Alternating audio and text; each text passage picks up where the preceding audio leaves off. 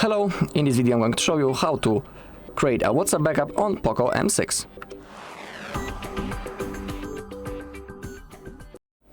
Okay, once we are in our WhatsApp, we need to click on those three dots in the top right corner and now click on the settings.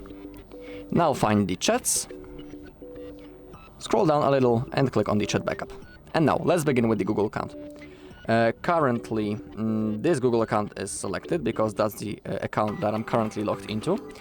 And on that account, our backup will be saved and stored in the Google one, basically. Please don't forget the password to this account, because if you would like to restore your chats in the future, you'll need to be logged into the same Google account that you have selected right in here. Of course, you can add another account by clicking right in here. Below we have the automatic backups. Defaultly this option is set on off.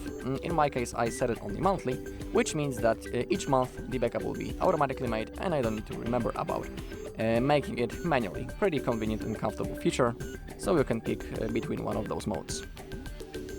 I suggest you should also enable to include the videos in your backup. And on the bottom we have end-to-end encrypted backup. If you choose to turn it on, it's like an extra security feature. In here you'll create a unique password that you will need to type in the future if you want to restore your chats. But be aware that if you lose that password, you won't be able to restore the chats. But actually creating it isn't necessary, I'm just telling you that extra info.